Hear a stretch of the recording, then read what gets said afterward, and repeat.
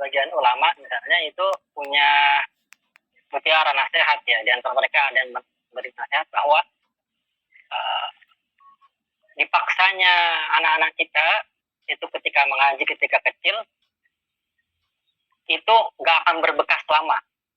Rasa sedih ketika mereka dipaksa untuk mengaji itu nggak akan berbekas lama. Yang akan berbekas lama adalah ilmunya.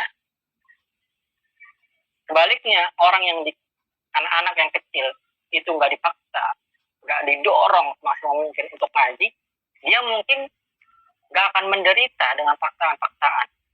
Dia mungkin nggak akan sedih dengan tekanan-tekanan dari orang tuanya, dari ekspektasi-ekspektasi orang tuanya yang membawa dia ke surga. Tapi ketika dewasa, dia akan menderita karena apa? Karena ilmunya nggak baik. Maka saya termasuk orang yang kelompok ini ya, yang dipaksa ketika kecil. Ibu bapak ini dulu ngaji di Kudus, di Jawa Tengah, pesantren, ya pisah sama orang tua. Saya nangis-nangis, sedih banget waktu itu, sedih banget. Kan harus nyantren umur 7 tahun, Bu. Bapak saya 7 tahun ngapal Quran. Mulai ngapal Quran 7 tahun.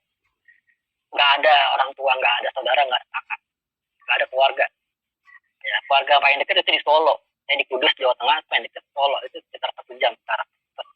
1 menit 18 menit. Jauh gitu. Kalau mau apa-apa nelpon orang tua. Kapan jenguk? Jenguknya 2 bulan sekali.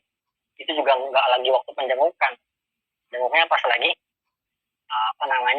pas lagi orang-orang yang nggak ada jenguk gitu, sendirian aja, sehingga feel di jenguknya itu nggak ada. Nah itu sedih, saya tuh sedih banget, sedih banget. Telat dijenguk, ya jarang ditelepon, jarang dikunjungin, sedih banget karena bapak dan ibu misalnya sibuk dakwah. Tapi rasa sedih itu sekarang udah nggak bersisa. Penderitaan itu sekarang sudah hilang sama sekali. Bahkan sekarang hari ini saya berterima kasih atas apa yang dilakukan sama bapak dan ibu kepada saya, yang buat saya sedih dan menderita ketika kecil. Saya hari ini berterima kasih. Dan nggak ada lagi kemudian rasa sedih dan penderitaan itu yang seperti saya yang berbekas. Nggak ada yang namanya istilah post traumatic gitu ya. Jadi fase trauma nggak ada buat saya. Sekarang saya nggak ada tuh saya keras sama anak kecil, nggak ada saya keras sama sesama, nggak main fisik itu nggak.